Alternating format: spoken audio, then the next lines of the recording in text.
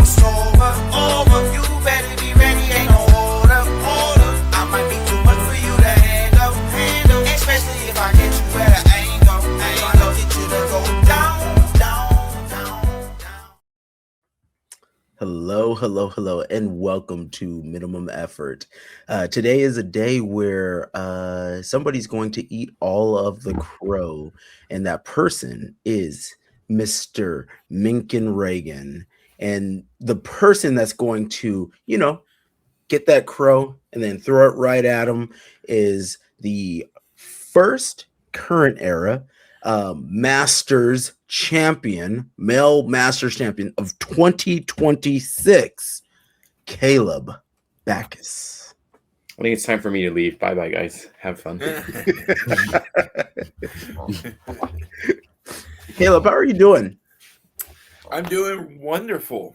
I'm honestly doing wonderful. I was just a little disappointed when I watched the pre-show that y'all did for the Nationals, and man, they didn't even try to select the Masters. Like, I mean, it's not like he didn't know too much these guys. work. Oh yeah, the first thing there were like 5 guys. Yeah, I didn't do the juniors either. I was like, I honestly think the Masters would have been a really fun pick for him, just because it's like everybody we know, So it's it would have been pretty easy to pick top 3. Caleb, Justin, and one more person. Yeah, I don't know who was on it. I don't even know who competed. Oh, it got wacky at the end. A lot of people dropped out. Yeah. So my predictions wouldn't have mattered anyway. No, but I honestly, I want to know, Minkin. Like, I need the truth here. Who do you think was going to take it, Caleb or Justin? I'm not going to be hurt. It's okay.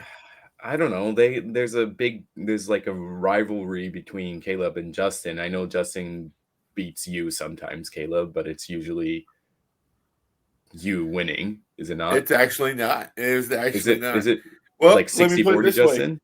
That was our 10th match, and now we are tied. But okay, before that, he was always ahead of me. Okay. Well, he was always ahead. It could have gone either way. I probably would have picked Justin for gold. And you know what? I said I wasn't going to be hurt, and that was a lie. I hurt. Why would you do this? Why would you say that to me? Okay. Speaking of hurt, can we talk about how awesome your performance was in Masters? Like, you were on a crush, and that, especially the last match with Justin, I saw your hands. You had one hand on him, and then he was still fighting, and you're like, no. So you went second hand on him. I had double note oil on his throat, yes. I had 2 of them. It was amazing just to see him. He fell like it was life alert. He went stiff, and he was like, no. There was a particular reason for that. I mean, not for that, but why I went off on Masters. My Tachi has been off for weeks, and I lost the first 2 in heavyweight, in regular heavyweight. And I was mad at myself because I believed, unlike Macon, that I could definitely medal in that group of heavyweights. Because there were a few of the best were out, and I was like, I know I can medal. And then I go 0-2, and that was so disappointing, right? And before Open starts, I'm adjusting my stance before the Tachi. And I go out there, and my first opponent in Open was the guy who won 3rd, Kofi from New York. He won 3rd in heavyweight. And I blow him out the water. And right then, my brain was like, I knew it. I knew I could do this. And so by the time I got the Masters, I was feeling really good. I knew I could get the medal in heavyweight. So I just went off. And when I got to Justin, I wasn't going to let him win this time. Not this time. Yeah. And y'all couldn't hear it on the where y'all were. When I had 2 hands on his throat and I was pushing him out, he was going, no. I literally did. Like I killed a piece of his soul that day. Oh, you did. Also, great job with the memes afterwards with that photo where you're there. I'm going to go through all of the photos. I definitely have a 6K recording of you and Justin fighting. So as soon Nice. as I process that, I'll make sure that you have access to that. Nice. So that was golden. That was Yeah. golden. Well, while we're talking about nationals, and before we continue, I do want to ask, what did you think of the event? I thought it was great. I loved it was actually, we could have probably slowed it down a little bit. Mhm. I mean, I wouldn't have expected that. I would have done the same thing you did. Oh, we only have this much time. Let's just go. We could have actually slowed it down because we went so fast and efficiently. Yeah. So well done, JJ. My only issue is, unlike San Diego, Florida, and Austin last few years, since you're not in Vegas, we didn't have the crowd that I think you would have had if we had someone living in Vegas and promoting the hell out of it. This is And true. yeah, so we didn't have the crowd that I expected. The I last few tried years, my I mean, I tried my I know. best on that. I reached out to everyone. There's like 20 different news organizations I pitched to, and that includes everybody locally. Then I went above and beyond that. So I went to like what was it? Submission Underground. I went to Flow. I went to ESPN. I went to everyone, and I tried, but I don't have feet on the ground. The one that really got back to me was the Japanese Matsuri, and that's where all of those volunteers came from. They were And fantastic. it was the best. They were the best. I've never seen kids work so hard and just like give them a little bit of direction, and then they took accountability. Like, especially with the Monoese, they were in charge of each one of those tablets, recordings. Like, they understood what it was. The setup breakdown, or more the breakdown, they were like, let's get out of here. They rolled up fast, taped up, cleaned. I was like, this is scary. I never had so little to do at a sumo tournament. It was amazing. I'm one of the people who do a lot, even when it's not my tournament. But I literally sat down and started listening to music at one point Yeah. to get pumped up, because honest to God, I was like, man, there's not nothing going on. I felt guilty. I thought I was doing something bad, but it was just because things were getting done. So those volunteers were amazing, sir. Well done. Nice. Yeah, I wish I was a local there so I could have filled the room. We Yeah. did okay in tickets, but nothing We like did Austin, okay. nothing like San Diego. And I don't Yeah. even know what Florida was because I still haven't really been to that state. So No, but there's a big difference between, talking to people and getting it done while you're there in that city. If you're not, yeah, it's hard. especially Justin does a really good job, like from year to year, getting his people to travel and to watch his tournament. And just Yeah. like from the Consulates Cup to Nationals, he has a good like rapport with people. Even in San Diego, some of my retention, because San Diego's awkwardly located, like North County San Diego and South County San Diego might as well be two completely different states. People have a hard time traveling. So for this last SoCal Open, we did pretty good on numbers, like really good. We sold like near over 250 tickets, something like that, with me adding in like a VIP section like Justin does, which I have to say is brilliant. Absolutely brilliant. You don't have to do a lot, but you make it special for them. They'll spend double the money for it just to have like the pristine view. I'm like, this is really cool. But like with all of that, I was like, oh, this is cool. But my carryover from one to the other was smaller. It was only like 40%. I was expecting a lot more than that, but North County showed up hard. So I guess it all kind of works out. Well, yeah, like I said, like I'm impressed with that. And I feel like that the only reason that one thing didn't happen was, like you said, there weren't any boots on the ground. There's no one there. Like Ooh. that. There was also not years of like working with these people. Like that's Mhm. also makes it easier. Definitely the area that I noticed, like all of the American koi stuff, I was like, nope, this is a complete waste of our time except for the national meeting. Yeah. You know what I Yeah. mean? Like that was a nightmare. And I was like, hey guys, I'm sorry, we're gonna make this work. And then I really wish we would have had that space for more, because that national Same. meeting space was great. I mean, Yeah. really great. Yeah. I was a little upset not more people showed up, but Yeah. I remember, I mean, back in the day, we pretty much everybody would show up to the national meetings there in the Nationals. But I think at the San Diego one, we had at least double. Texas was for sure double that number, for sure. Like definitely over. But San Diego, I remember like I set up, what was it, like 30, 40 chairs, something like that. I was like, oh, I have to get more. Which I was like, and then of course I planned, because our national meetings in the past have been wild. So I planned it to be in a library on purpose, so people would have to be in their best behavior. None of the real problematic people were there, so it wasn't too much of an issue. But I definitely thought there was going to be a fist fight in a library. And how did the voting go? The voting went well. I think you voted for it. Yes, I voted for you. You give me your proxy. Yeah. And you voted for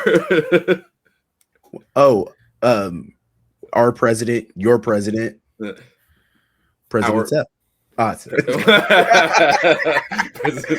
No. So Jake was the only vote that we could do.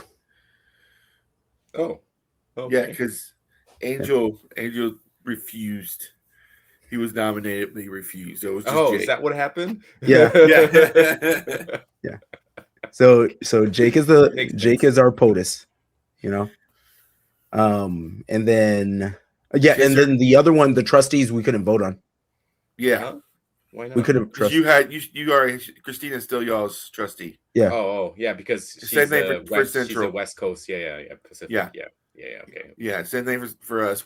Karen's still ours for the next 2 years. So it ended up being George Ferris and Matt Shields, which we're in such a good space. I was just talking to I reached out and was talking to Tom and thanking him for his service, and just like when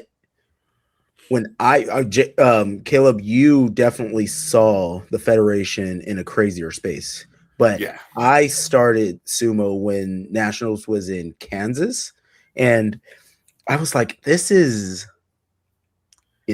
all of this is off. Everything is crazy. And I know it was crazier, but I saw the tail end of that crazy, and I was like, this is completely fucked. And through issues, we weren't allowed to vote until, God, what was it, like 2023, maybe 2024, something like that. Literally, no, it was 25. We missed JJ. We missed 2022 because we both didn't get it. Like we both renewed late, I think, in 2020. That's right. So with all the clerical errors, like we were, and I was just like, everything about this, and I come from a like judo isn't perfect. It's not perfect, but it's better. It's way better. Yeah, all politics have issues. Yeah. Jeez, that was bad. It was bad. It was real bad. And the buying of votes and all the wackiness. And I was confused. And technically, when I first started, I was an Andrew guy, so I didn't even understand what was happening there. And I was like, A lot of people were. So that was the problem. But you were talking about me, but before me, I talked to Trent, Sabo, and Tom, and they were like, their literal fistfights sometimes happen in those meetings. It was nuts. I'm like, okay, that sounds crazy. Okay. Can we talk about the little mighty elephant in the room that Minkin definitely called wrong? Oh, we're gonna start there. That's fine. That's the big one. All right. Yeah. All right, go ahead. Lead us there, JJ. So Minkin made predictions, and at some point I'm going to put together a compilation of all of his predictions, and then maybe make a little meme out of it where it was wrong and or right, because that's, he does it because I can't, like, I physically can't make predictions. I literally, especially as a director, but I look at everybody's anything can happen, and so I'm looking at it, I'm like, man, these people are good. I have my people I'm high on, right? It definitely starts a little bit at home with me, but starting at home, we started with the women's lightweight, and Minkin picked the top 3, and left out the most decorated American sumo wrestler. You know, she's I third degree like black belt. just in my Yeah, no, defense. no, no. I Yeah. like Oh, yeah, yeah. Sure. randomly Defend adding. yourself. Defend yourself. I like adding dark horses, and I like having upsets. So I have No, to no, no, pick... no, no, no, no, no. That's not a good defense because you literally said because JJ said so you're not picking Jessica Hopper to win a medal, and your little response was she done? What has she done? That woman is now an 8-time national medalist. That woman's 6-time Texas State champion. She was the first woman black belt in the United States, and oh my God, sir! I mean, you I'm could have at sorry. least mentioned her. She got second last year at nationals, and you were like, "What has she done?" I know it was rude for. He was like, "She's not going to medal." I was like, "What?" Let me see. So what has what she was done lately? She won open weight in the last Consulates Cup. You know how hard Consulates Cup is? She beat the heavyweight girls. I'm sorry. I'm sorry. This is why JJ wanted somebody else on so I can get absolutely destroyed. So originally, I know a little bit, right, of the nation, right. I have like pockets of information I'm missing. That's natural. I originally pitched us like, hey, let's go ahead and have a guy from the East Coast, a coach from the East Coast that knows their people pretty well. Let's get a guy from Texas, which is the middle of the country. I feel like that's just a safe. Texas is just have Caleb, you're our pick there, and then I can cover the West Coast pretty easily, and then I wanted to have Gabe to get the Midwest, all of the like stuff that I know I'm going to forget, right? And it all kind of fell through. It didn't work out. But it just made Minkin make some pretty good. Like overall, your medals were okay where it was, but there was definitely some dark horses that you didn't anticipate. I didn't anticipate. Also, people changing weight classes also didn't help. So yeah, that was a nightmare. Yeah, especially in the women, there are some ups and downs. Yeah, and as a person putting brackets together, I'm just going to tell you straight out that it's the most annoying thing ever, and that's another thing I want to give it up to Jessica. Yeah. Jessica was cutting weight, and she was like, she wanted competition, right? And she was like, hey, I'm cutting down to lightweight. I'm like in distance for it. If I don't make weight, can I still compete? And I was like, I don't know. We're gonna have to talk to the board and figure it out. And then at the time there was nobody in 73, and she was like, you know what? I'm just gonna make lightweight. I'm gonna make it. It's like, all right, because she wanted to fight. Right? That she doesn't want to waste her time, which speaks to her character. Because just taking a medal, an empty division medal, does qualify you for Worlds, which then gives you different prestige, right? But she's not that character. She's not that character. No, she wants to fight. Fighting. She wants to fight. And what a great division. That was such a great division. What was my predictions? Okay. That's what I was about to say. Do we have his predictions? Yeah, I have it. I pulled it up myself. So my predictions was for lightweight was third place Nancy Campo, second place Liesl, and then first place Leah. Right. So it was actually pretty good. Yeah. Right. I mean, I'm actually kind of impressed. I probably would have gone Jessica, Leah, Liesl myself, and so you were a lot closer to me. Especially because I didn't know, and you probably didn't know either. Liesl has dropped a lot of weight. Yeah, I had no idea. Because the last time I saw her was, I guess it was Nationals. Yeah, and she has dropped like at least 20 something pounds since then. At least she would be featherweight if we had a featherweight. She's at 115, I think now, something like that. Instead of the 125, 130, I'm used to her being. So like that made it harder. Because she thought she did terrible. I was like, no, you didn't. You wrestled great. But when you lose that much weight to people, it starts to get hard, especially good wrestlers. Yeah. And your game has to change. You Yeah. can't do the same game.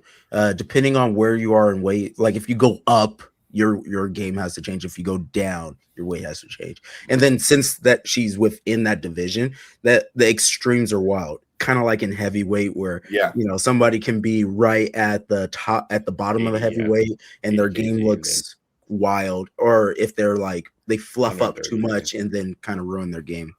Yeah. So So what was we the had?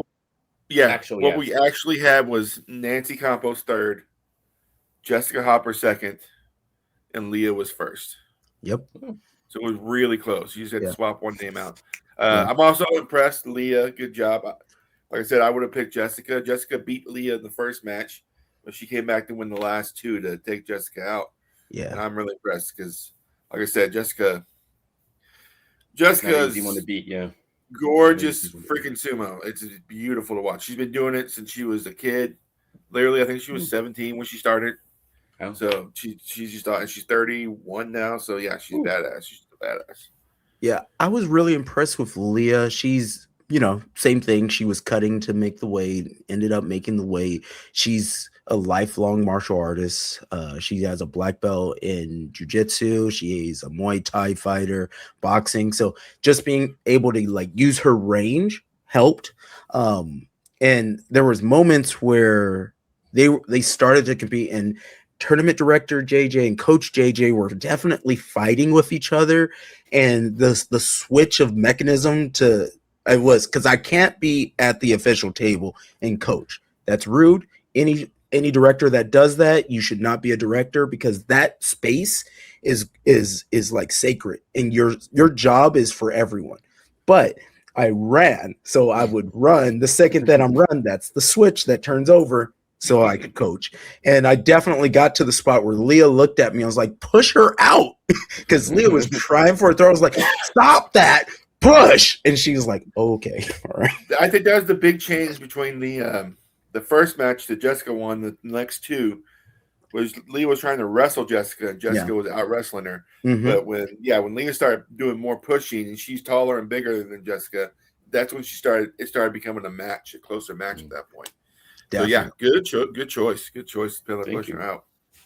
All right, Mr. Minkin, let's eat crow on your next prediction. Well, women's middleweight was nobody in the category. You didn't have a prediction.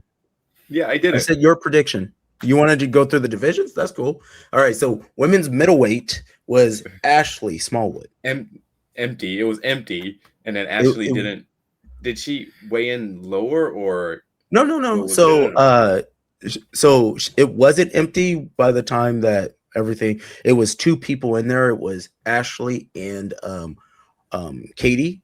So both of them were in there, and Ashley made the weight, and Katie did not. Okay. So that's women's middleweight. Let's go ahead to women's light heavyweight.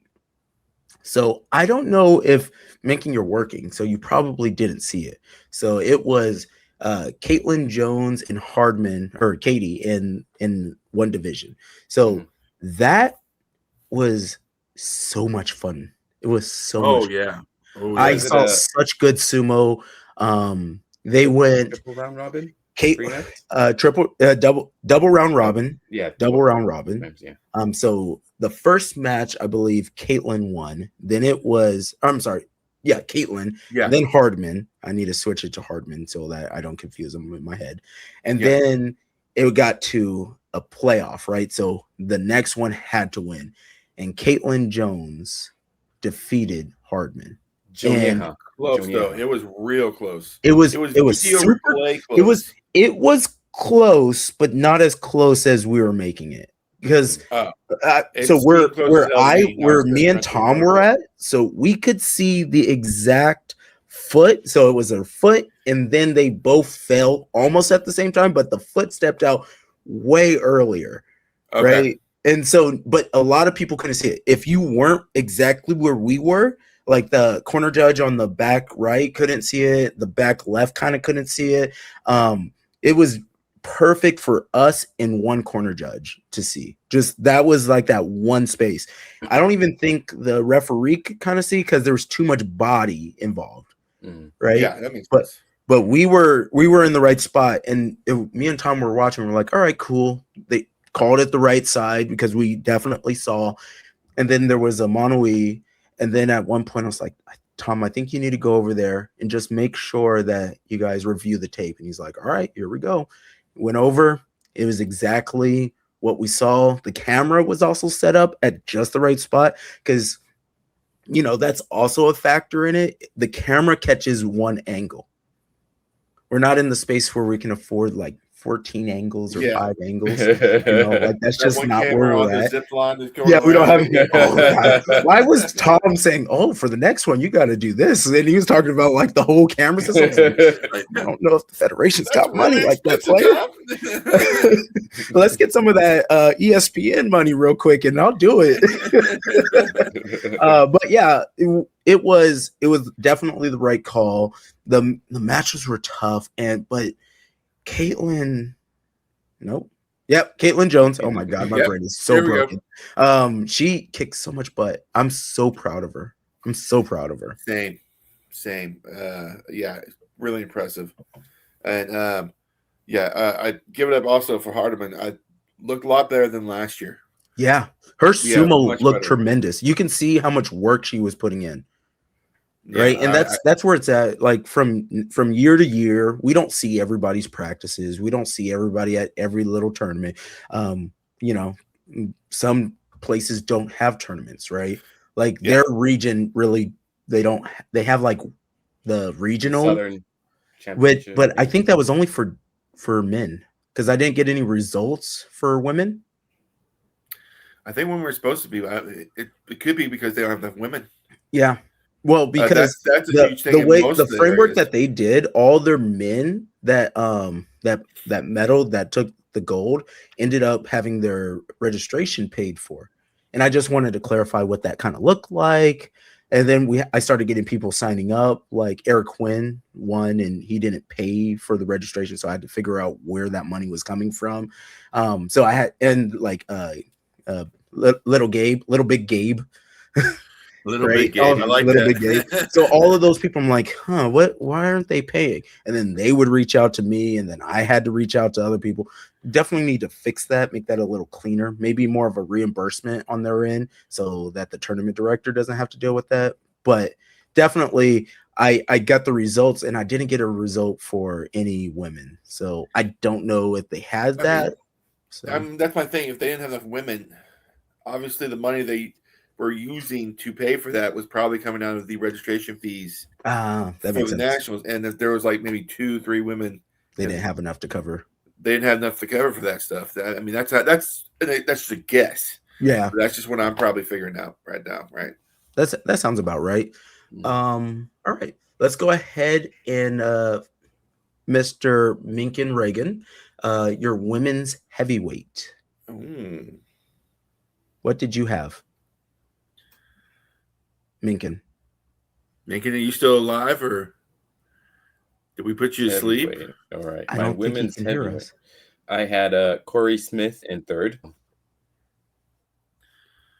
I hear you guys. But There we go.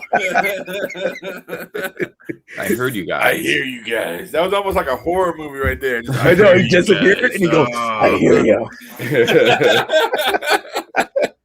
All right, Minkin, go ahead. All right. So in third, I had Corey Smith. Second, I had Kellyanne Ball. And then in first, I had Itan Perez. All right. And So she always ruins my predictions. No, not quite. So I honestly, the prediction was fairly solid. The matches were super competitive. I think that there was a lot of new heavyweight girls that were there.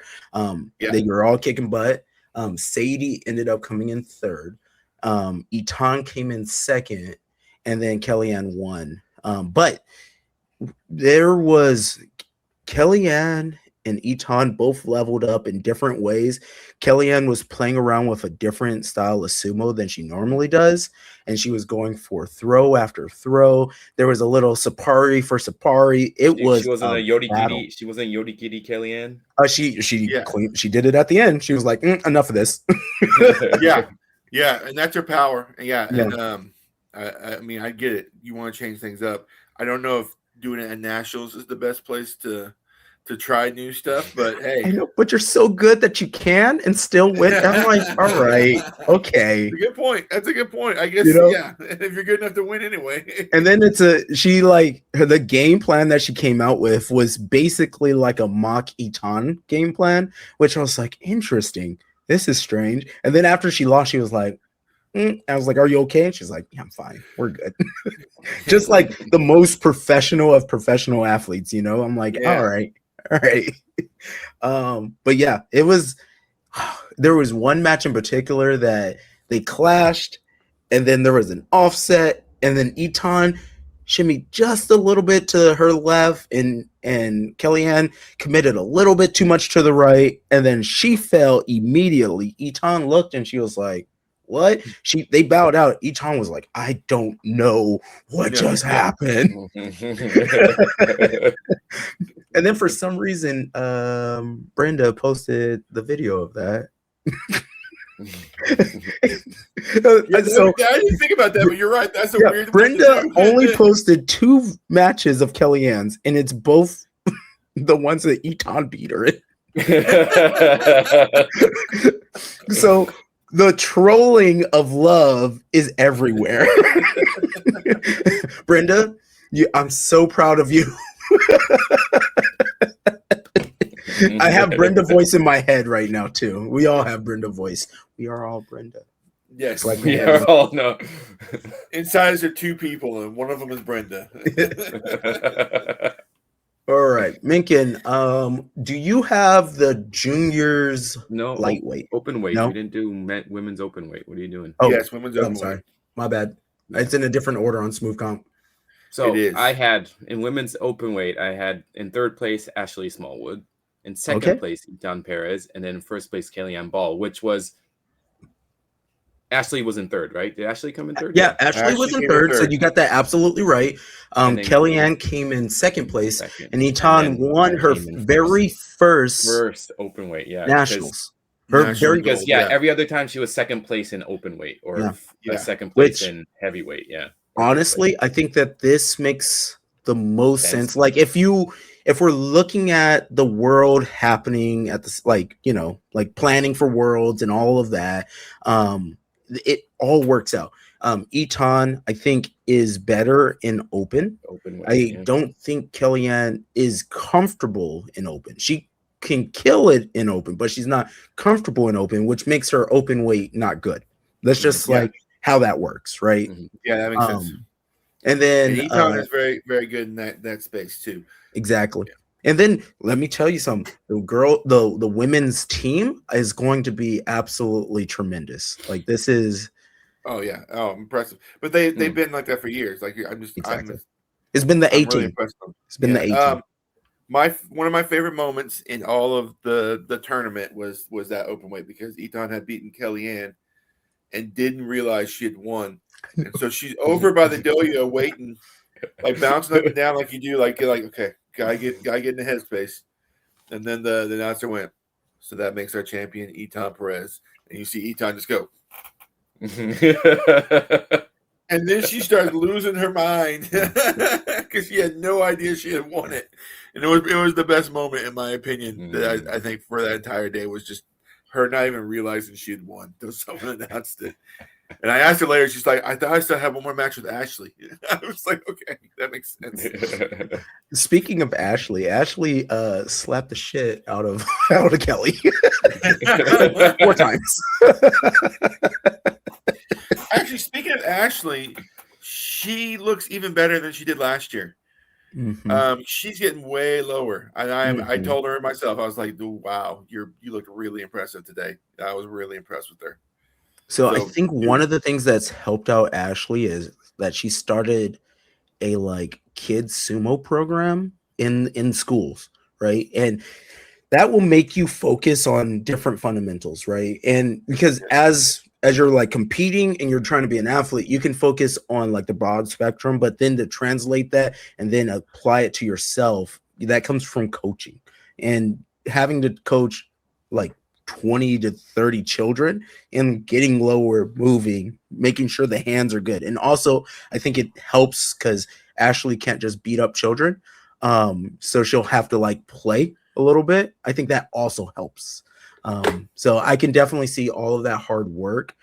And Ashley is, I don't think she's not going to medal for a very long time. Well, yeah. Like I don't see especially it because that maybe 15-time the national terrible champion. weight classes they have for women, the middle and light heavy. There's just not a lot of girls that are going to be in there. Yeah, unless they adjust that, there just isn't. So there's not going to be a whole bunch of competition. So there's definitely not going to be a lot of competition for her.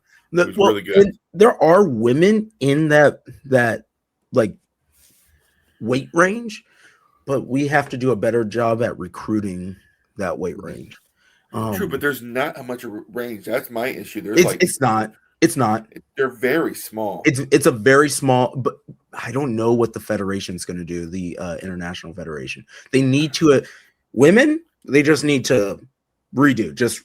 But yeah, redo from when I talk to the Europeans, they're almost 100% against it because it kind of works for them. Yeah, I bet it does.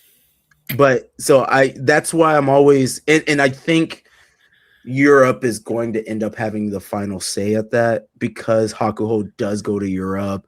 And I know that most things like Europe is a bigger impact of sumo than America. So I'm hoping for a revamping and not just an adding of featherweight, but who knows? Who knows what they're going to do? Who knows?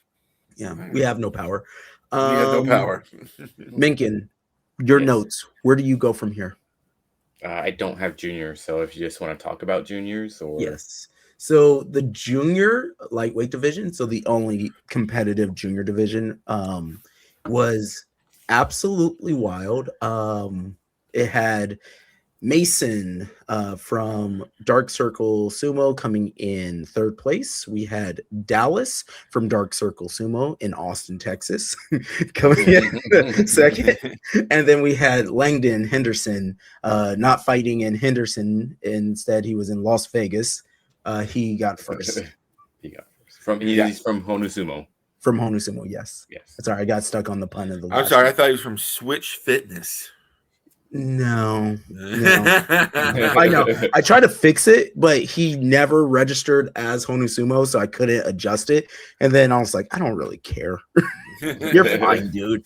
But he is one of my kiddos, and he is a wrestler. So he is a folk style wrestler, high school wrestler, and he loves grappling all the way across the board. So because of that, I really thought Dallas was going to win because Dallas is also a wrestler, but we taught him to push. Yeah, so that was the big difference. Dallas has a really good pushing game. He also has good wrestling. I see the wrestling, but I can see the emphasis in pushing. And it was really hard for me to get Langdon to push. And it's mainly because I've trained him for like a year and a half, but wrestling takes priority. Yeah, wrestling is right before nationals. I literally had him in 2 weeks before. I'm like, and he's competitive in wrestling, so he's going to state and going to all these. And I'm like, man, I just need you a little bit. He's one of those guys that you want to take away all of his throws. So like that's the guy where it's like you're only doing Sabati, and then from there he'll find what real sumo is. Yeah, it was the same thing with Dallas. He couldn't even make it the majority of the practices because wrestling was happening. Yeah. Right? But the few he showed up to, that boy listens. When we were like, push, he was like, yeah, I can do that. Yeah. I can do that. So, yeah, I really thought it was going to be Dallas. But it was very Dallas competitive. made a mistake on the last match, and Landon saw it and it been paid for it. Dallas came off way too low. His head was way too far forward. And Landon saw it right at the beginning and just snapped him down real fast. And I was like, oh. Made me really happy because we were practicing that the last weekend. I was like, just like timing on the push to the snap down, like we were working that. I was like, we'll see. Because, everybody's good. So for you to get a technique like that, you really have to catch somebody like making a mistake. Yeah. Yeah. And I was impressed. I told him later, man, I was really shocked. I thought it was going to be Dallas in that last match. They traded off their first two, and I was like, okay, I think Dallas can come off hard and hit them. And they were both He did. within the good age range, right? That's another thing with that division. You can go in as low as 12 years old all the way up to as old as 18. If you think about the way that the framework works, because it's the year that you turn 13 and the year that you turn 18. So that's huge. One is a child, and then the other one could have a beard and look like he has a mortgage. yeah. Or if you remember PC, when PC was out there, gosh, I was like, PC was the best. It looks like you got a mortgage, bro. Like you got trapped on traps, and I'm like, all right. Oh, the jokes. The one I told was like, that guy looks like he can buy me beer. All right. So middleweight, actually, let's go lightweight. Lightweight female was Melody Brodowski. She was she had no competition. 2 years in a row. Last year she did. This year we were unable to find competition, which is tough. But what I am proud about her is that after the award ceremony was done and the female lightweights were done and we're really cooking and we had a spare dohyo, she was like, I need rounds. So we went around and Kaylin got all of the female lightweights, all of the females that aren't from San Diego, to be honest. I think that because Caitlin was there, no Hardman, but Caitlin was there, and a few others. Everybody was working. Jessica, Nancy, and Lisa, I believe, all belted up. Yeah. Because I was impressed that Jessica did, because she was jumping back between the Goji uniform and the Mawashi belt over and over again. And I remember that was the time she was like, "This is the last time I'm doing this. I'm not Goji, and if I'm about to take this off and do it." Yeah, I was like, I saw her. I was like, you're doing thank you. Thank you. You don't have to do this, but thank you, which also commits to like her commitment to the craft. Because that's also Gyoji is rough. You will never see me Gyoji unless it's the last, like if for some reason the tournament is make or break without me. Like I'm not doing it. I can do it. I just don't want to. My job, the way that my brain works, it works better as all the things are coming in and I can put out fires throughout. Like that's the way that I work. I don't want to be a stationary space, even though I'm better in the correction thing. I'm definitely me a coach because I'm better like seeing something going, let's move this here. Yes, that's where my brain does. Yes. Let's just make little corrections. Goji thing is the whole thing. I don't want to do it, and plus I get too excited. I can't. If I'm a Shinpan or a Goji, I can't sit there and scream at people when they're doing wrong things, and I can't. That's a part of who I am. All right, so let's go ahead. For me, if I do Goji, I'm just going to be judging people for their sumo. Oh, there you go. So perfect. I know that is exactly perfect. That is your job. So male middleweight junior was Nasser. Nasser is this is what's wild. His brother is Malik, and they look practically identical, but like Nasser just got stretched a little bit more because he's taller. Very strange. I called him Malik one time, and he's like, "It's okay, it's all right. I'm in his footsteps now, but I'm making my own journey." I was like, "Oh my god, who are you, old man?" He started earlier than Malik did, so that's he did. So he is just turned 15, so he has a long time to truly develop his sumo. But I'm excited to see mother son again. The same. I know, same mother, different son. Yeah, real wild. And this is the first time that Leah has won. Yeah, has won gold. So this is awesome. Let's go ahead to the men's lightweight. Men's lightweight. All right. My men's lightweight was let's see. It was AJ in third. Second place was Matt Cox. Mm-hmm. And then first was Erobo Joniejas. So you almost got it right. You I underestimated know. Justin, but Again, also I have to didn't say, underestimate Justin. I put him in 4th place. I That's know. all. So honestly, AJ messed up everything for you because AJ he did. underperformed. Yeah, he really did. Didn't what place was he? Like 6th?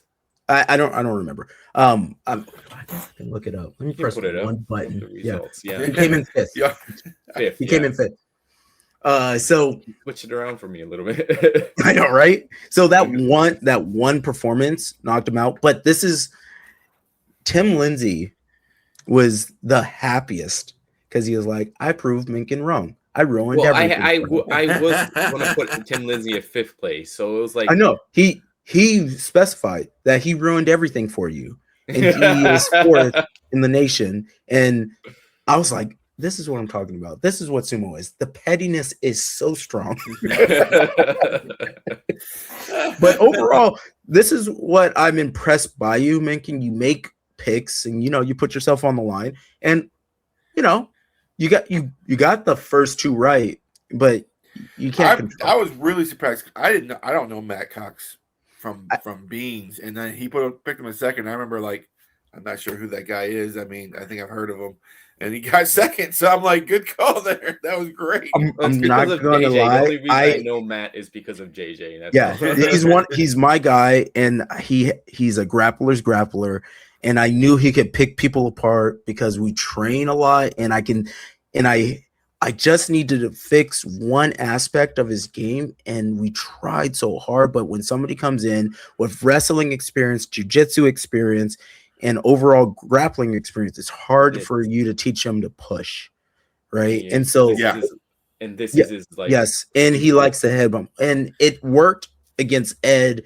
on the very first match that they had, right? But it got called a mono-e. I will just say that I did not see it that way, but doesn't matter. Doesn't matter. They ran it back. Ed made it extremely defined. It was a very clean win. He cleaned that up. He was like, adjustment, not messing around anymore, and we're good. And the only person to beat Matt was Ed, which is not bad. It's not bad. There's a thing in lightweights where they try to get too fancy, too pretty with it, and then to their close matches, and I'm like, y'all gotta learn to just knock someone the heck out. It's kind of the nature to the beast. If you look at divisions, the lighter weights, I call it mock sumo because it's not, it's kind of sumo, but it's more wrestling. It's just really, I'm just talking reality, bro. It's just real. It's real sumo wrestling. I don't agree with that. Okay, real sumo for me. Real sumo starts at light heavyweight. You think sumo as in when you imagine sumo? When you imagine what sumo looks like. So your vision of sumo, I get you. I'm saying you turn on the JSA, right? Like you're watching pro sumo. When you see it, if you're looking for that, you're gonna see it starting at light heavyweight. Middleweight, a little bit, depends on the person. Sometimes it's a little wacky, a little weird. Lightweight gets really wacky, little weird. When you go to featherweight in Europe, you're like, what am I watching? Oh, this is not sumo anymore. It's like wrestling. Yeah, it's really weird. So watch Worlds and then watch the people that win the Worlds lightweight, and you're like, what did I just see? Yeah, but if you go to Worlds middleweight, it's completely different because everybody's cutting down from light heavy. Oh no, those guys are big. Those guys are real big, real beefy. I'm looking at them. I'm like, the Norwegian guy. Are you 280 pounds fighting in the 220s? Because Norwegian guy especially, I was like, that guy is not. I have no idea what they're doing. They're doing some Connor-like cuts. Yo, shoot. We'll get to Connor later. We'll get to Connor later. Shit. So let's go ahead and go to men. Oh, wait, actually, I do want to say something. Congratulations, Kizzard, for getting that freaking medal, because even I wasn't sure at this point because he almost didn't practice at all before this tournament. Yeah. So good job, Justin. He fought through. There was a lot of really good guys there. And it shows that Justin you can be 76 and still win against young guys, right? I know. I'm so impressed by him. It shows that, dentures are not, you put your head in there.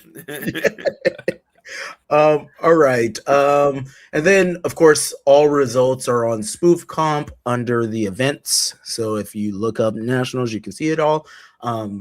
Men's middleweight. So Now, under 100 kg. you know, at this point, Gabe is just joining to, mess up my predictions. Of course. Yeah. Yeah, that's even messaged me. That's literally what he's doing. He watches the told me he predictions. messaged you the same message that he did last year. And he's like, I'm like, all right, what is this? Copy and paste, bro? But go ahead, Minkin. What was your picks? My pick was in third place, Brian Nessis. I don't know how to pronounce his last name. Brian, Lanky Sumo. Yep. Lanky Sumo. Lanky Sumo. Second place had Joshua Wade from New York Sumo Club. And then in first place had Joshua Crook. Interesting. So again, you got 2 out of 3, which is impressive, especially since I don't know if it's just a weird blindness that I had. I didn't have Joshua Wade on my vision. I think that when I saw his dimensions are so off, I've seen him practicing with Ed, with AJ. I thought he was a lightweight. I didn't know. I think it's just his height. I think that makes him middleweight. The person in the videos I saw, I was like, oh, that's a lightweight guy. And then I never associated his name to the person. So it's just like that weird gap. I had, but when you find out who he is, you're like, oh, okay. Sambo national champion, black belt in judo. He plays somewhere in there too. I can't remember, but it like his credentials make sense. And then when you see his sumo, you're like, oh, he has Maxime style sumo, which gives you the idea that you're supposed to grab his leg, which is the biggest mistake that you could ever do. True. So not me, but for people his size, that's what they're thinking. Yeah. Like that's obviously not the game. The game to beat a guy like that is you push, and then you repumble and reset and push.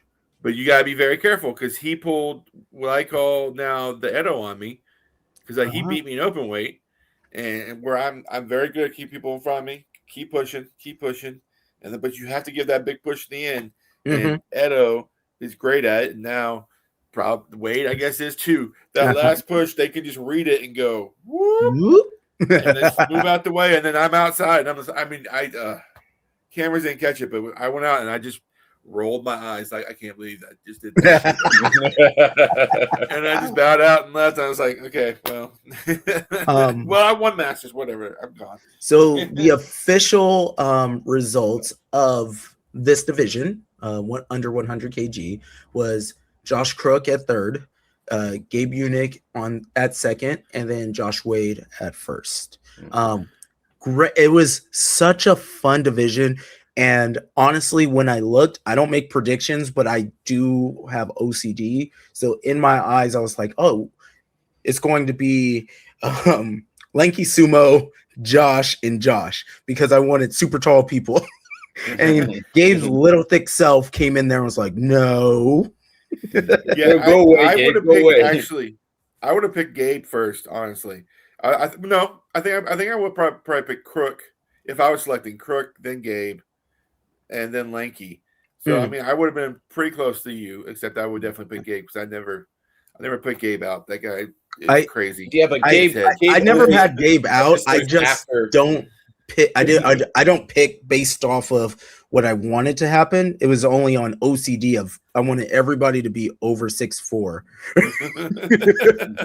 just so I could be like, oh, we have to put the medal and try to get Jake to do it. Like, so the camera person taking the photo at the end didn't have to back all the way up. I got all of them now. I live for the awkward moments. So a couple highlights that I definitely want to say is that Danny Ramirez, the body man, the first original OG Sabati man, he did really well. He registered like extremely last minute, drove down, weighed in, and was like ready to go. He had a great match with Gabe. I didn't expect him to go from Sapari to Kotanage and then switch to the opposite side Kotanage. I've never seen him do that. And then he landed on his belly, but I can see excellence in there. In his Does it game, remind you of someone called Tamawashi? yeah, A little bit. yeah. Because Tamawashi the last like 3 years, he's kind of been going for grappling for some reason. Like I know. Yeah, and I just can did that in his see career. that the evolution in his game. He went 3-2, so that's not bad, and he came in bad, yeah. fourth in the nation. So we went from being completely out of the top 8 all the way to just shy of medaling, right? And the people that medaled are Josh, who has every time he's competed at nationals, he's medaled, I think, except for except for 1 year. 2021? I don't remember that year. I remember the It first was time I noticed him was Salt Lake City, and so the one that he didn't is the one that it was Justin, Ed, and me that place. Yeah, 2021. So, yeah. I didn't even notice him. No, that not year, 2021. So, okay. No, that you mean No, Justin, 21 was you mean the Austin. Yeah, you mean So the North American. North Yeah, American. North American. Yeah, North yeah. American. That was Vegas. That was Vegas. Yeah. So that first Vegas. outside of that, he's medaled, right? So he's gotten second place in lightweight multiple times. He's gotten in middleweight, he placed third last year. Year before that, he got second. So he's always like right there. So like that's crazy. And then Gabe, of course, national champion last year, multiple time medalist in lightweight, and then a sambo national champion. Like this is all it's within. And then Danny's a Sapati man. Let's go. I think next year he's medaling. It's just not a prediction, just JJ's hearts and feelings. Okay. There's still a prediction, JJ, even if you did it through your heart and feelings. It's literally making a choice before it happens. That is a prediction. Oh, that's all right. That's all right. Usually Minkin calls me out on this. Thank you. All right. So now let's go ahead to men's light heavy. So under 115 kg. Not really a dark horse because it's a dark circle. Connor, dark circle, a dark circle, But Connor wasn't signed up when I did my prediction episode. Oh, I thought he was. Was he? Yeah. At least, yeah. I'm pretty sure he was. I don't remember. I don't know why I missed him because last year he came in second, right? So the reason you probably missed him is because he was in a different weight division. That's what I thought. Heavyweight. That's why. He got second heavyweight. That's why. Yeah. All right, but talk about your results. Stop trying to. Okay, my prediction was I'm going to start with fourth place. I put in Jared Parhammer. Third place I had Brandon Rudzinski from Rock City Sumo. Second place I had TJ, and then first place I had Eric Huynh. Those two were at least there. Yeah, you got that. So let's talk about Parham. Let's talk about how bad you messed that one up. Yeah, no, that wasn't your fault because. Like me, sometimes you have a bad day. Parham had one of those bad days. Yeah. Parham's usually on. This one, his rhythm was off. Everything was off. Which I was really surprised by because he's been so on. But it does happen. Like I said at the beginning, I did it in heavyweight where my Tachi was bad and I lost the first 2 matches. Same thing with Parham. His timing was off and just dropped him, and it happens to everybody. That's the nature of sumo. You don't have to be that far off to start losing. It is. Honestly, I feel like for some people, and you can probably speak to this, is how you start your warm-up, right? So for me personally, I do a little Shiko. I do a couple just straight squat. I kind of move around a little bit. I stay limber, but I have to hit 4 times. And I don't know if it's an OCD thing or whatever it is, but I have to hit 4 times. And it doesn't matter who I hit. I have like my favorite people. I can't hit a person that can't move, right? Like if I'm like, oh, I'm going to hit and I go to like Jay, it's going to break down my brain a little bit. I'm like, no, I have to hit somebody that I feel comfortable, that I can move like a little bit. It builds my own confidence. And then from there, like my Tachi is better than it would be, right? but I'm not sure what his style of warm up was, or what he was doing, or what you were doing. Like what was? Did you do anything different starting off? No. For me, if I can, and I have a hard time with this lately because Jay is different, and Jay's in my club, and Dom's different. He's in my club. They like to take time off and stop doing stuff the closer to the tournament. I want to hit people. I want to hit as many people as possible. But lately, and I'm not giving them crap, they're fantastic. They can do what it's their style of getting ready. The few weeks before is my issue was that I had nobody to get in the ring and hit over and over again until my brain starts doing the tachi right without thinking about it. Yeah. And that's my thing. Normally Victor, our other heavyweight, would be there, and he likes to hit too. But Victor's been busy lately, so he hasn't been there the last few weeks. And so the only people I had was Zach, who's a middleweight, and Jessica Hopper, who's a lightweight female. So it wasn't like I could go off and, and like start hitting them. So that threw me off because normally for me, I do some Chico. I stretch my hamstring and calves as much as possible. I did get to hit Dom a few times, but that was just him receiving. Right. I'm talking about hitting. I'm talking about both full touch. Yeah. Hitting. Because it's much easier to get the head and the hands in the right place when they're just linked in the chest than it is to when someone's trying to get their head in your chest at the same time. And then I walk around a bunch. Walking helps a lot because it calms down the nerves and stuff. That's my normal get ready for the match. And I was not ready this year. And neither was Parham. He was really upset, but I'm like, he did better in open. So I was like, dude, you can fight. It was just a bad year. Yeah. Get ready for Seattle next year. Let's go. Get ready for Seattle, and then never don't stop. Just keep going. And we were talking about Gabe Unick. The first year I did nationals in Philadelphia, same thing for him. He blew it, and he was like sitting over. I remember because that's how I first met him. I thought he was a sore loser, but I realized that he just wasn't going to. He came out and lost 2, and he's really good. But instead, he lost 2, and he was just sitting over there just pouting. Just being all upset the entire time. So it happens to all of us, man. It's okay. It sure does.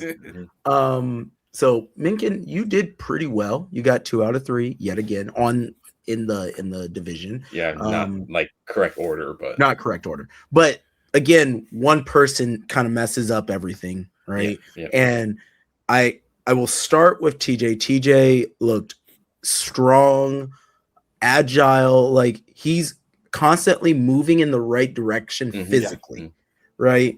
And for some reason, I can never. Every time I see him, I forget his face because my brain. I remember his butt. Tattoo. I remember his tattoo on his butt. I started doing it by his hair because I'm the same thing, but like now I'm like I see his hair. That's kind of like how I notice him now. That's the only thing I can do. Though, because at weigh-ins he came in and I was like, "Oh my god, I know who this person is," and I'm like, I'm sorry, and I'm glad I'm not the only one because I had the same issue with him. Yeah, and then Eric comes in second, which is surprising. Eric doesn't usually lose unless it's to Sensei Seth. Once again, it makes sense when you look at who won. Or Jay, Connor, he came in. When he weighed in on Thursday, I saw a shell of a human being. True. All right. He was like knocking on death's door. Yeah. All right. He was like, I looked at him and he was a different person. He looked like he was shorter than me. He's not. He's very far from that. very, very far from that. I was like, what am I looking at? He weighed in, made weight, all legit, and then came back. On the day of competition, I, just like spontaneously asked him, "Where's your weight at?" He was at over 280. Which isn't that he was like at 280, like I think the Sunday or Saturday before he weighed in. He had to drop all that weight like in a few days. He cut fast and aggressive, but he rehydrated right. And I think that's an element that people always have to remember for sumo. And the reason why we do the weigh-ins like this is because at Worlds you can do it, right? So we set that 2 days before as a standard because on Worlds you can. What about Brandon? Because he had a huge weight cut too. Brandon had a Buffalo big Man. weight cut, but I think his rehydration might have messed him up. He came in 7th place. Yeah, and I'm used to him. And crazy enough, the next day when we were at the coach seminar, he looked more like himself. So maybe if he had one more day to get ready, I think he would have been much bigger. At the coaches seminar, I think I was talking to you about it, but I think that it makes sense for him to do heavyweight.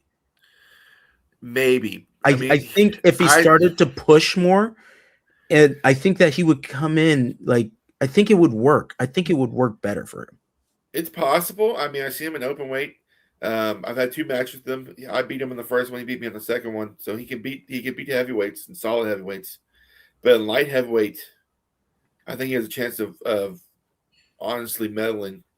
In heavyweight, at least national wise, heavyweight, I don't think he has a chance of medaling at this point. Now with guys like Dom and Jay and Angel and a bunch of guys here, and Dan looked fantastic this year. And Dan did look good. Dan looked good in open weight. In open weight, that's true. Well, yeah. Well, but that's because that's the division he likes. He likes that, but yeah, there's just so many really good heavyweights. I don't know if he has a chance in nationals. It's true. You're probably right. The more regional ones, yeah, I'm pretty sure he can medal in heavyweight and even win some of them. But if he wants to medal in nationals, I do think he needs to go to light heavy. Okay. He just needs to work on that cut better. Talk to Connor. How did you do it, man? Because Connor just sacrificed his life. he was like, I'll cut this piece of soul out. Yep. He went straight Full Metal Alchemist, and he sacrificed something. I don't know what it is. Kidney, liver. I don't know. It worked for him. It worked for him. It sure did. I am concerned about the follow-up for Worlds. I am concerned. I'm not concerned. Only because at least not with the weight stuff. I think he got with the travel in the airplanes and then the rehydration. There's an element of being sick. So I'm not concerned that he won't make the weight. It's just his performance after the rehydration might be off. Well, I'm gonna try to work with him as much as possible because his technique is not great. It's not even good. He's just. And this is from someone who he's beaten. He's beat me 3 times already. Yeah. But you can tell it's frustrating because I'm doing better sumo than him, and he's beating me just with the pure power. That man. Okay, in sumo, you're pushing with your legs. 90% of the push is your legs. Yeah. Mm-hmm. So I get lower than him, and I'm pushing with my legs, and then he takes his arm, and one hand bench presses me off of him, and I'm like, how? I am I'm 400 plus pounds. How strong are you? And I thought, is it just me? But no, I saw these matches with Eric, and I'm like, no, Eric's doing much better sumo, and he's beating Eric. He's just so strong. My favorite match with him and Eric is the one where he snapped him down, and Eric's head, it just slid. It slid. It was the craziest thing ever. He just went.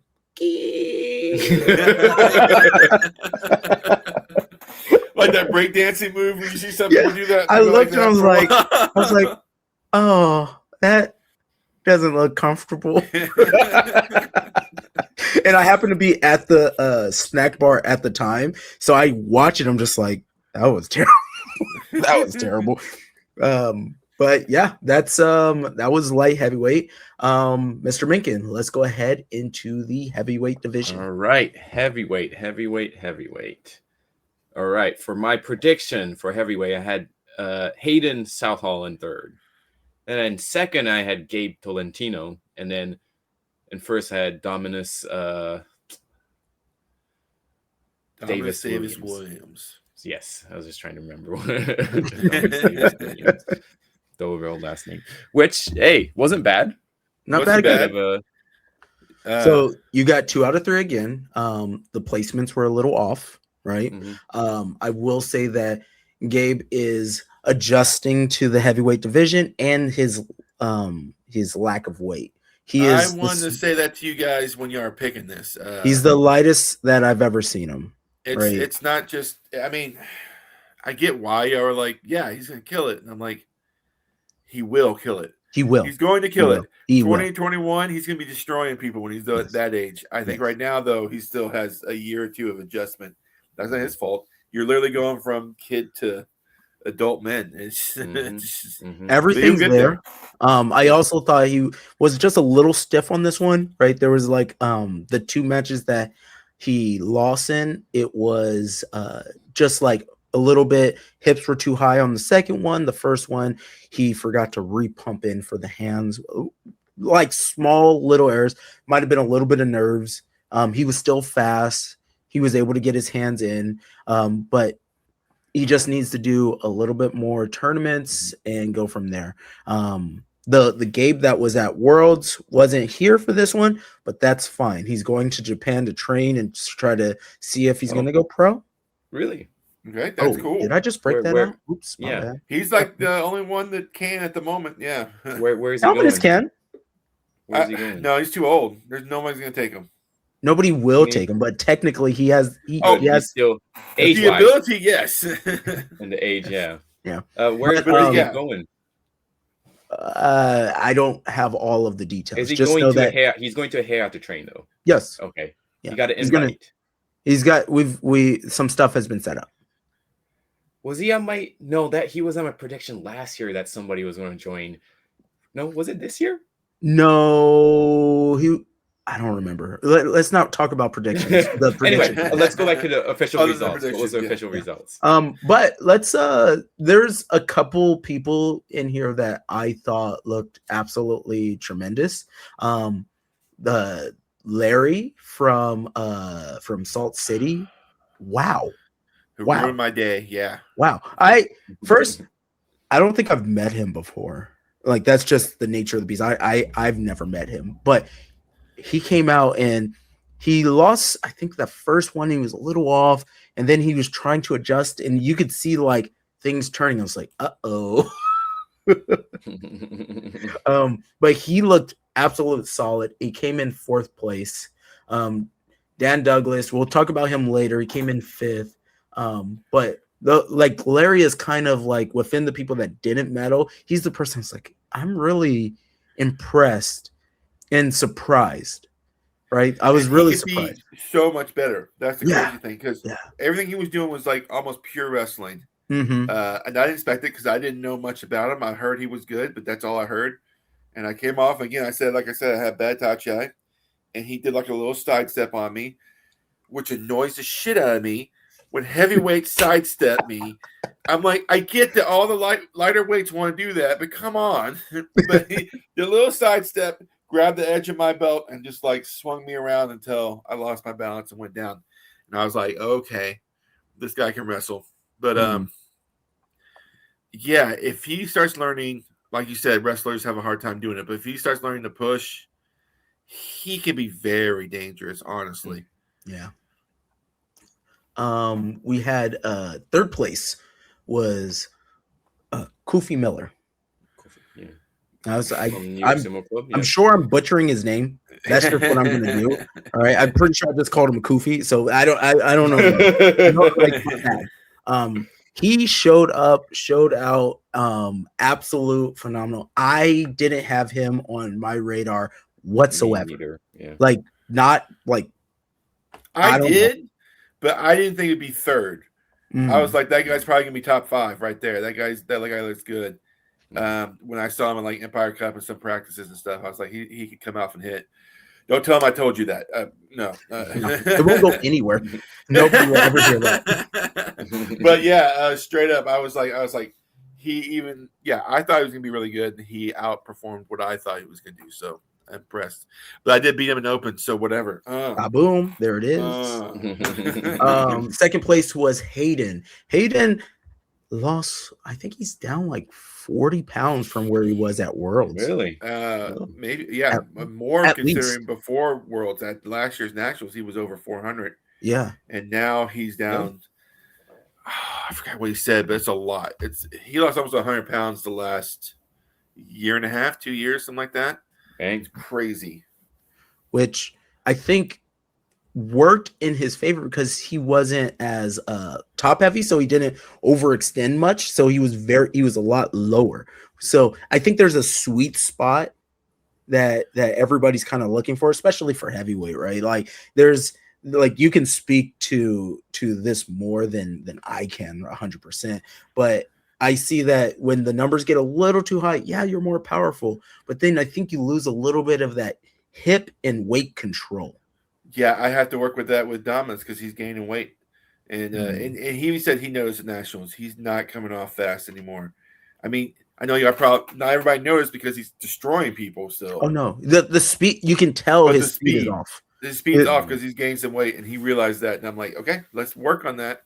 You got to control your eating, and you got to start working out. What's interesting is his speed is off, but his foot movement is better. Oh no, yeah, that's fantastic. So that because he used to do the happy feet. Yeah, right. He used to little happy feet, and now he's anchoring down. So it's one of those like from a person that since I already knew about the weight and everything, so I kind of already had that in my head. But if I was watching, I'd have been like, oh, he's focusing down on the feet and like anchoring down and pushing. So both are true. So it'll be tremendous to see if he lost a little bit of that like weight, and then with that solid technique that he's developing, just to see it all kind of go together. Which, man, I think we can look at a gold medal at Worlds. I do too, but I'm gonna work his ass off. A, because he needs to lose some weight, and B, the dumbass missed his freaking flight on the way home. Young people are stupid, and I just had to point this out, and I'm gonna point them out and call them out right now. We had the same flight home, and what do you do, guys? You have a flight that leaves at 6 a.m. domestic. When you get to the airport, question, both of y'all. Me personally, I'm there at 4. Yeah. Oh, I'll probably be there at 3. Yeah, that's the thing. At least 2 hours, right? Generally, right now, it would be 3 because airports are wild. A little nuts right now. Yeah, but even without that, you're getting there 2 hours before, right? 2. Yeah. Same. In fact, I was a little scared myself because I got there 2 hours and I wanted to be there 2.5 hours because things are crazy. Yeah. I still fine, but it took me almost an hour to get through everything to get to the gate. Dom's not there, and it's like 5. It's like 4:50. And I'm like, okay, 5 o'clock. Are you doing okay? Texting him. 5:10. Dom? He's like, oh, I'm getting dropped off right now. Dom, they locked the gates 15 minutes till before flight. No, I'm going through security. He did not make it. No. He did not show up till he did not get back home till about midnight last night. He was supposed to be. It was like an extra 12 hours he had to go through. So working his butt off next game. So he must be punished for this. We're going to speak about Dom more later. So Dom, work on the timing. What are we doing? Yeah, work on the timing, man. You can't push time, Dom. You can't push time. You can't. All right. So next, we're gonna do men's open weight. Mr. Minkin, what was your results? What were your predictions? You're muted. Nobody can hear you talking. Sorry. In men's open weight, I had I like a dark horse, so I always put in. I think last year I didn't. The year before I chose Zachary Sparkman. I chose Zachary Sparkman again. And then for second place, I chose Edible Joniejas. And then in first place, I chose Eric Quinn. All right. So this is where you really suck. Oh, hey. It's just reality. We're just talking about reality here. So Eric came in 9th in this. But let's go ahead and talk about some of the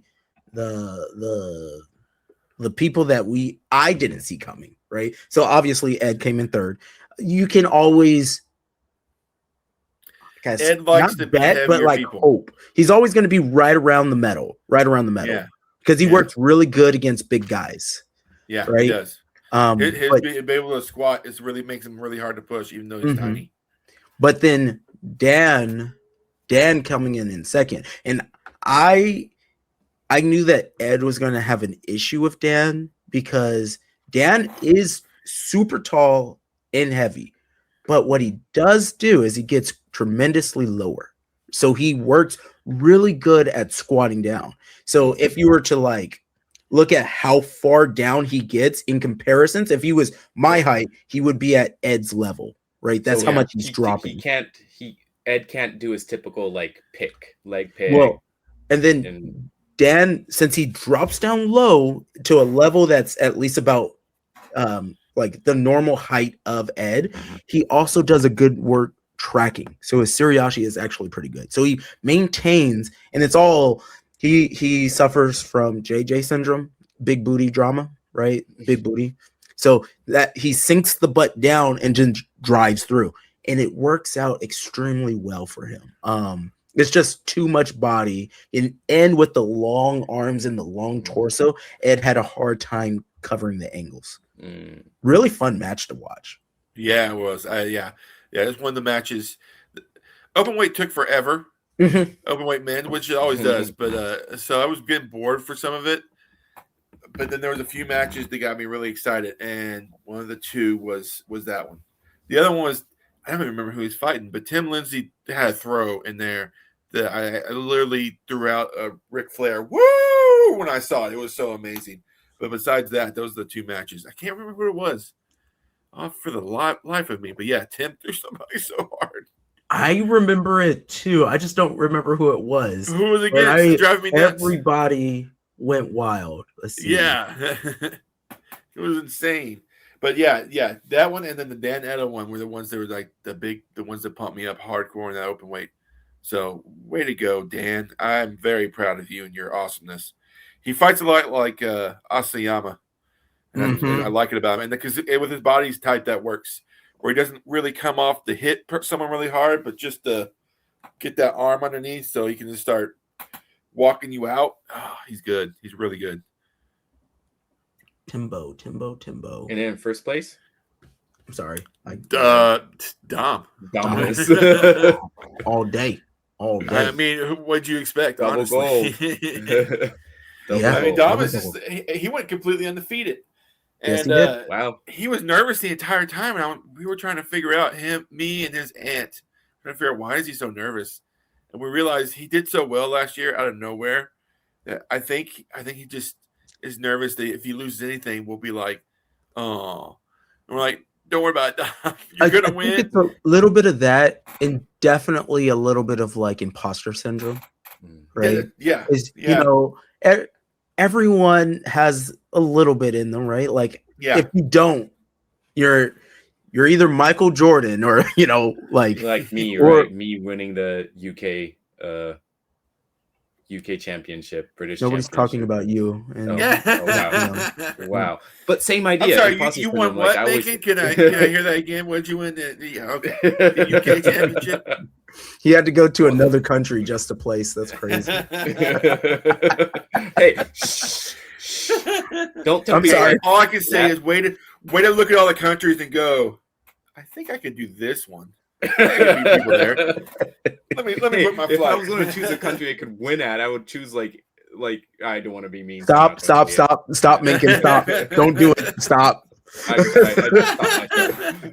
This wouldn't be the country. Sorry, this wouldn't be the country I would have chosen if I was just going to go there to win the championship. Yeah. You would just do Japan where you live. I will come in absolute last place. Yeah. All right. So there. Obviously, we can speak about Dom forever because he's kicking all the butt. Oh, I do want to say that you guys have adjusted the way you tie the Mawashi, and it's tremendous. It's going to make Dom so much better at Worlds because I went back and I was watching him at Worlds, and he's winning matches while adjusting his Mawashi. So he's like,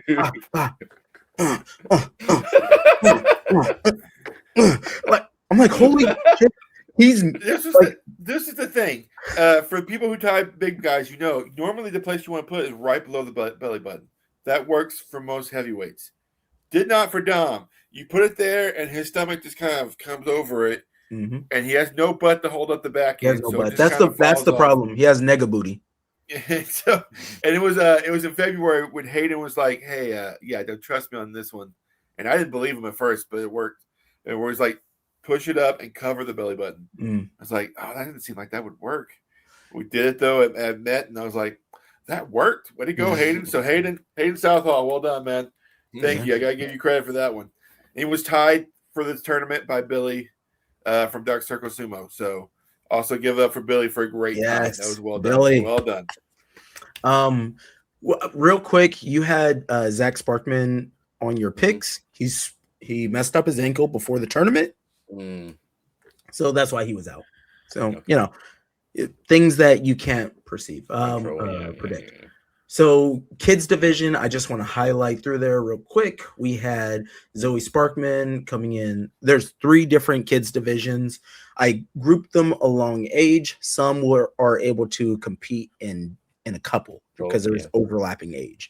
I want to make sure that the kids get as much competition as humanly possible, because it's not fair for the parents to fly all the way to Vegas or drive and to do nothing, right? So I want them to have their time. Even with that, there were concerns about a couple kids that are like, oh, they didn't have enough matches or they had less matches. So then I had to show them what the brackets look like. In like, if you're on the tail end of something, it's harder for me to add you on. So Zoe came in 3rd place in group 1, and then Athena came in 2nd place, and then Rosie in 1st. Rosie really has been working her sumo. She went to Japan, did the Hakuho Cup. Everything's moving in the right direction. Athena is like, she's amazing. This little girl is amazing. And I was unbelievably shocked at how good she was. Oh my God, yes. She's like really focused in. This is what's cool. I can speak about Rosie and Athena. They're both amazing at different things. Like Rosie is number 4 in the world for Irish dancing in her group. Athena is a ballerina, right? So like they all have all of these assets, and then they also just like to fight. Which is wild. That's actually the hardest thing to do with kids, because most kids, they want to kind of go in there and fight, but then you see them and they're kind of like, I don't want to hit anybody. Not these 2 girls. These 2 girls, I was impressed. They were like, let's go. Yes. In kids division number 2, we had Penelope from Dark Circle, Abraham from Tennessee, and Alexander from Tennessee. So the Sparkmen really showed up in this one, and it was, again, it's set up by ages. I don't do the size. Like I don't really care about the weight. It's open weight for the most part. But they went out and they, Big Brother beat up his little brother a few times. I honestly think Penelope can be good if she learns how to squat. She wrestles the entire time standing straight up. Yeah. But she'll get there. She's awesome. And she seems to honestly love sumo, which is fantastic. That's what I'm talking about. That's what, like, if we can, especially while they're so young, and then there's this amazing, tremendous opportunity, especially for girls, to go to the Hakuho Cup. Could we can send as many kids as we want for the most part. Like, that's amazing. That gives them the opportunity to see what the other girls are doing out there, right? And if we can put more children out there just to see what sumo is, it's just going to grow. It's just going to keep growing. All right. And then kids division 3, we had Jalissa in 3rd, Zoe in 2nd, and Athena in 1st.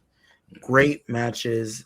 Everybody is I'm just so happy. I'm just so happy that so many kids showed up for this one. I'm hoping that next year's nationals is even more children. I want double, triple, quadruple the amount of kids. They are the future. We had no local kids because the local club here doesn't have any children.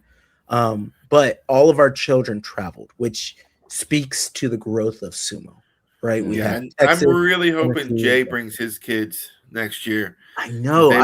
I thought for sure his kids were going to come, but when Jay didn't show up, He wasn't going to. But his little boy can get down low better than most kids, because most kids, of course, they can squat low, but for some reason they just don't.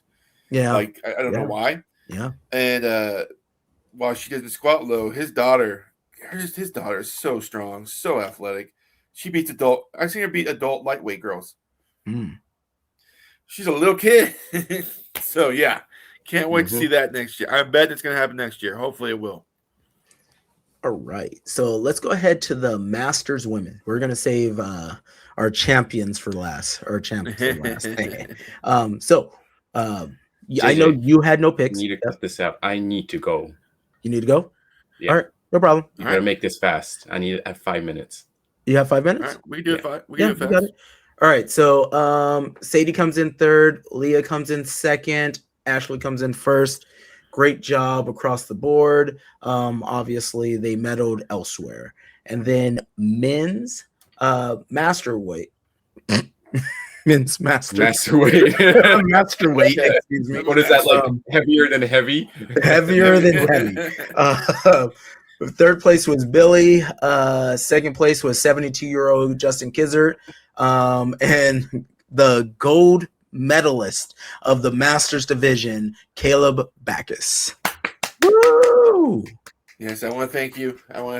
Can you put that up closer to the camera? Show us the other side. Does it say on the other side Masters? Oh, it does. It doesn't It say doesn't say Masters. Why don't you have the division? Because that would have cost more money. All right. Our federation doesn't have a lot. Caleb, do you have anything to say about your performance that you would like to put out there?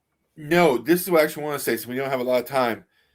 After this, and this is what I was hoping for, after this, I got at least 3-4 people text me, older sumo guys going, okay, this is cool.